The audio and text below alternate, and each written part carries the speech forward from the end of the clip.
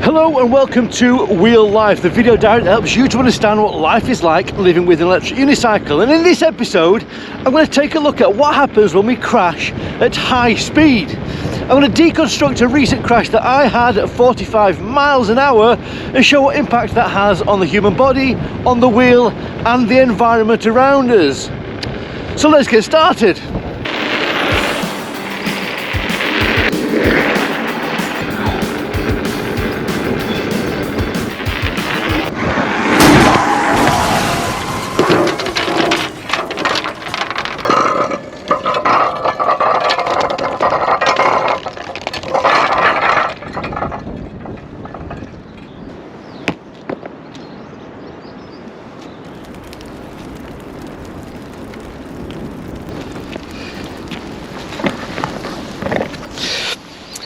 Now, I am going to have to confess that my recent high-speed crash was not caught on camera. So if you were hoping to see footage of me being bounced down the street like a rag doll, being dragged by stampeding horses, you are going to be disappointed. But don't switch off, because I have searched the internet and surprise, surprise, there's plenty of footage of people getting senselessly hurt. So I'm going to show you some of that. But let me begin by telling you my sad story.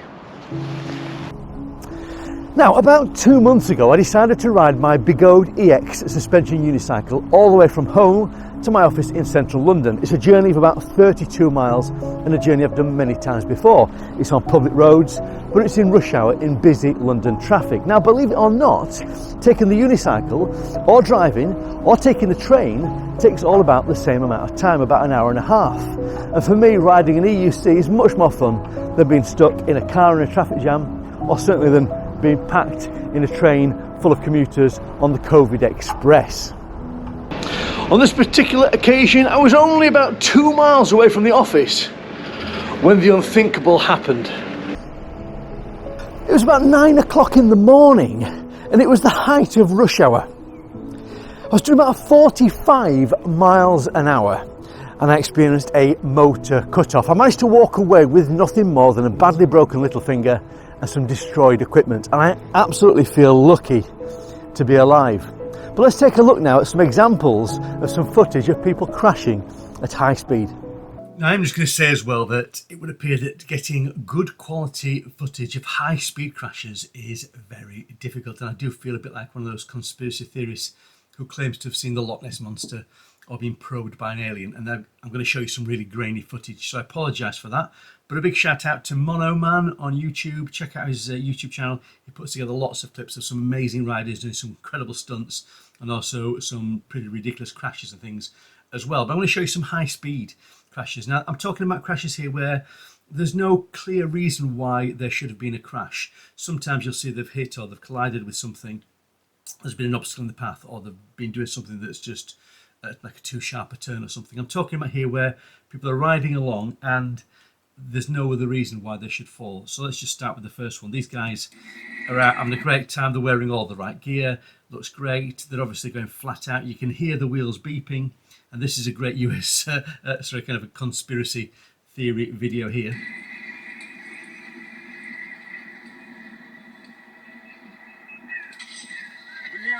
I mean, it couldn't have been better. That tree was in the way. I don't know what happened. Maybe somebody took him out with a sniper's rifle. But you could hear the wheel was protesting then. But look how far he's travelled. I mean, he fell down behind this tree and he's still rolling at this point here. Let's move on to the next one. You've probably seen this one before. This is quite a classic fail. This guy is having the time of his life. He's out with his mates. He's going through a tunnel area. And just look, the road is perfectly smooth.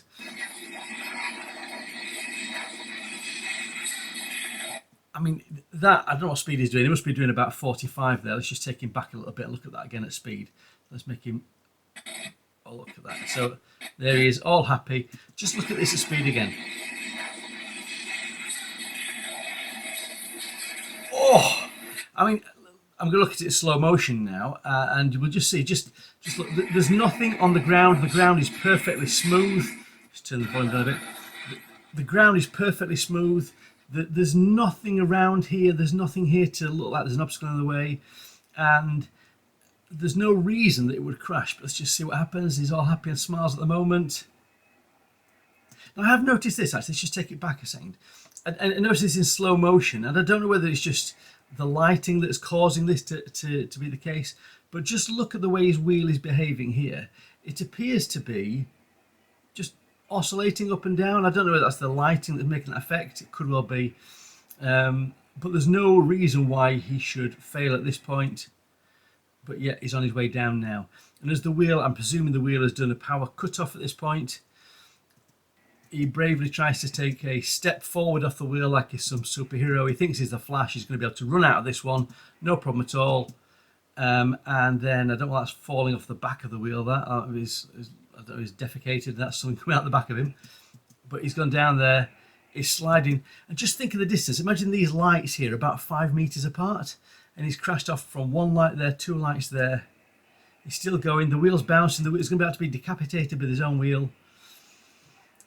The wheel starts to come apart. Look, the battery packs are starting to jettison. They're thinking, I've had enough of this joker. I'm out of here. I don't want to have any part of this. And they could have ignited quite easily. But yeah, let's just see how many lights he's gone past there, just to work out the distance. And let's just see this again. Of course, you can't see enough of this, can you? So let's count the lights. He goes down here, 1 light, 2 lights, 3 lights. The wheel's going past 4 lights. Going towards 5 lights, and he's still going. Just think if you're in a public area with cars coming the other way or pedestrians, and the kind of distance you've travelled there, out of control completely, at speed, and the weight of those wheels, you are a projectile, you can cause a lot of damage there. Let's move on to the next one. Hopefully he was okay, I think he was. Now this one, it's not particularly high speed, but I like this clip because it just shows you instinctively. This is something you can't control what you do, this just happens. Going along, there's nothing again on the road, there's nothing to indicate why you would fall here. Down. And just to show, the first thing you do is, go back a bit with that, is hands going out. I always say wear thick, good quality gloves because you can tell most EUC riders because of their injuries to their hands and their wrists. And then tumble, tumble, tumble. But look what's left of this guy's wheel. There's not much, it's just a nice collection of jigsaw pieces. Put that together in your spare time. Let's move on. Now this one, now you can see actually here, there's a reason why this person falls. He's with his mates, and a lot of falls tend to happen when you're riding with other people because that's when the cameras are out, but also maybe you're going a bit faster and you're showing off a bit. But you can see it's not particularly high speed this, it's 28 kilometers per hour, but it does just hit a pothole. But I wanted to show this one because look how the body reacts when you hit the ground. So in fact he hit a pothole just there. Let's go back. He hit one pothole and maybe that just unseated him a little bit, but he hits another one just here. Boom, see that? And that's enough just then to throw him forward. He's now going down. Oh, again, he tried to run out of it. He tried to be a superhero. Let's look at that one more time. He thinks, I've got the legs, I can beat this, I can run faster than my unicycle. Boom. Oh, and he's down. His mate goes, what are you doing that for? We're having a nice time. Okay, let's have a look at this next one. And again, this is not a high-speed one, and you can see that there is perhaps a reason why this person falls. Not very high speed, but I just wanted to show again the way the body reacts when it goes down. So here we go, stepping off it first thing. I just want to point out this. Look at the position of the knees. The first thing that makes contact with the ground in just about all these cases when you step off the wheel at that speed is the knees are smashing straight into the ground. Bang. Next thing is your hands go out in front of you. Bang, that goes down. And then alarmingly for this person, I thought the head had come off then. So the first time I watched it, I thought, flipping it, that's nasty. His head's come off. So let's just look at that one in speed. No, the head didn't come off, they just didn't have the helmet tied on properly, so we could take a deep breath. Now this one, I just wanted to show you this one because this is nothing to do with EUCs, nothing to do with high-speed crashes, but I saw this one. It's the kind of crash where you see you go, oh, oh, oh. So there's 3 laws to this one, just watch this. This is a guy on a scooter. Oh. Oh, the driver's thinking, have I just run over something? We have now 3 times we were over it. Oh, flipping it. Right, this is another conspiracy theorist. This is another one at high speed. You can just about see this person here in the distance. But again, I'm showing this because, again, look at this. This is like a EUC rider's dream, this tarmac. I mean, this has been laid the night before. There's no reason why that person would come off. No reason whatsoever. So let's just go back a bit again there. Sorry, I didn't mean to see that guy being run over for a fourth time. So there's no reason why this person should fail at this point, but they've gone down. Look, knees have hit the ground there. Knees have hit the ground. The wheel's up in the air. Hands are going out in front of them, and they're rolling, rolling, rolling. And the wheel is now overtaking them. The wheel's off on a day trip all of its own. So again, no reason for that to fail other than potentially a wheel cutout. I want to show you this joker because he's having the time of his life. Look, he's got a helmet on. He's happy. He's well protected. No gloves, nothing on his arms. And I've seen people on these clips women riding around in bikinis. Yeah, gets a lot of clickbait, but if you come off with that kind of body protection on. But look, he's going on, he's happy. Yeah, look at that. Oh, peace sign, peace, yeah. And then it all goes horribly wrong. And I just want to look at his face there. he knows he's in a world of trouble at this point. And look, oh, he's down, his hands are down. Oh, he's still holding his camera, he's doing a good job there. So knees have hit the ground, hands have gone down, elbows have gone down. I'm not sure if his face makes contact there, we don't know. So I think this is the penultimate one. Again, a lovely smooth surface. I want you to keep your eye on this guy here. Everything's going well. And then again, that's another conspiracy theory one, but look at that. I just want to show, just look how far his wheel has gone at that point. Let's just go back again and show that one more time. So just look how far the wheel has gone. Think about the environment around you. Think about if there was cars coming the other way at that point, if there was a pedestrian there. It is just doesn't bear thinking about at that kind of speed.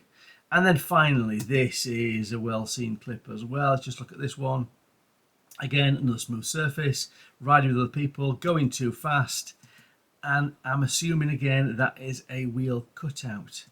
He gets up, he's okay, his wheel's at about 14 different pieces. That is how to spend a lot of money in a very short space of time. So let's take a moment now to look at what happens to the body when you hit the ground. And to do that, I'm going to show you the equipment I was wearing and look at the damage that I took on impact. Now, before I go any further, eagle-eyed observers will notice something different about me. And yes, last night when I went to bed, I started to trim my beard and shaved it on the wrong setting and took a strip right out of it. So I've shaved all my beard off and growing it back. So for continuity purposes, that's a bit of a nightmare, but I think I found a workaround. Anyway, now the first thing I want to mention is that on this occasion, I wasn't actually wearing my knee pads. And the reason for that is that I woke up in the morning and I didn't have them with me. But I thought, come on, Jonathan, 99.9% of the time you don't fall off, just don't fall off and you'll be okay. And I know that you'll be screaming at your TV sets right now and saying, Jonathan, you are a complete idiot. And yes, you are correct. The first thing you do is your hands go forward. That's a perfectly natural response. Now, I was wearing very thick padded gloves. And even though I was wearing these padded gloves, and I do recommend it, they were shredded like tissue paper. I only suffered a break to my little finger in a couple of places, and that was the worst injury I actually had. So very fortunately, broke it in 2 places and snapped the tendon. So my fingers have been strapped and immobilized for about 2 months to help that finger to repair. So my head made contact with the ground next, and fortunately I was wearing a full face crash helmet, and I fully recommend that if you're an EUC rider, you wear a full face crash helmet as well. Clearly the helmet here has taken a bash down. The top of it there has made impact. It's broken the visor all the way along the chin guard and the edge of the chin. I think perhaps my head made contact with the curb at the side of the road, the edge of that, as I went along there. It just doesn't bear thinking about what would have happened to me if I'd not been wearing a full-faced crash helmet. Now, what happens when you fall? It's your extremities that take the impacts. It's your knees, it's the elbows, it's the hands and the wrists, and it's the head. It's those sticky out bits. They're the bits where you get the injury. It doesn't tend to be in the soft, fleshy parts. So clearly I went down, knees, hands, head, elbows, and sliding are on the ground and rolling a bit as well. The fact that I got up and walked away from that with only a broken finger is quite remarkable, and if I'd not been wearing the body armour, I am pretty sure I would have had some more breaks. So let me just explain to you very briefly what happened on my crash. Now, I'd been riding that morning for about an hour and a half at full speed for about 90% of the time. Now, the Bigode X has got, I think, 2,700 watts of battery power. But because I've been riding it so hard and so fast for so long, the batteries were reaching their limits. I looked down at the set of traffic lights and read the readout on the back of the wheel, and it said, I think it said 85 volts. Now, I still don't understand to this day why Bigode don't put a battery percentage remaining figure on there, which is universally understood. And maybe if I'd looked down and seen 20% or 15%, I might have behaved differently. Now, I actually had the wrong attitude for my commute, and it's something I've tried to change ever since my crash. Now, I didn't set off that morning thinking I'm just going to have a nice ride. Subconsciously, I was in a race. I was trying to prove to myself and everyone else around me that the EUC is better than the car and faster than the train. I was trying to be the fastest away from every set of lights, and I was in an out and out race. Putting it simply, I was being an idiot. So I approached this set of traffic lights from a road that went from being a single lane and then fanned out after the lights into 3 lanes. Essentially, it became a bit of a motorway. But I knew that the left-hand lane would filter off in about half a mile, and that was the road I was going to take. So in my half-developed brain, I thought I could leave those lights faster than everyone else and be off and away and out of trouble. So when the lights changed, I set off as if I was on the front row of Silverstone, like an angered Max Verstappen. I guess then it was a combination of low battery, high speed, the wrong mentality, and terminal stupidity that proved to be my downfall. So my conclusion, therefore, has to be that my crash was caused because I was being a bit of a dick. But from what I've seen in researching this video, the world is populated by plenty of stupid people who are prepared to ride these things at high speed. And therefore, perhaps the EUC has been invented as a solution to the world's overpopulation. Maybe a generation of stupid people will ride these things and crash, and therefore idiots will be bred out of population for more intelligent ones to flourish and fill the earth. But here are my final lessons that I have learned in this experience. Lesson 1. Don't ride your wheel at high speed unless you are prepared for the consequences of what's going to happen were you to crash at high speeds. 2. Get your head in the right space when you're riding. It doesn't always have to be a race. Think safety first. I'm not saying don't go out and don't go at speed and don't have fun, but just be aware of what you're doing and your mentality of your ride. Particularly perhaps if you're riding with other people and maybe you're showing off and trying to go a bit faster or trying to keep up with somebody. That could be a recipe for disaster. Number 3, know and understand the limits of your wheel. Understand what your range is, what your battery capacity is, what the top speed is. Understand the limits and ride within them. Number 4, don't keep riding your wheel at high speed if you've got low power warnings. You're asking for trouble if the wheel is bleeping or is telling you to slow down. Obey what the wheel is telling you to do. Number 5, always wear the right kind of protective gear for the kind of activity you are doing. So if you're pootling around, maybe you don't need full body armour if you're doing 10 miles an hour on a wheel, but if you are going flat out or doing stunts and tricks, then you do need to wear body armour. A full face crash helmet is my strong recommendation, and knee pads. And finally, 6, the wheel is likely to go wrong and crash because of rider error. 99% of the time it's going to crash because you are doing something wrong with it. It's not the wheel's fault. So that's it for this time. I hope you've enjoyed that. Hope you found something of use in this video. If you have, give me a thumbs up, a like and a subscribe. Add your comments below. Tell me what you think. Tell me if I was being a dick. And tell me about times when you've had a crash and what you've learned from the experience. But that's it. Hopefully I'll see you again next time on Wheel Life.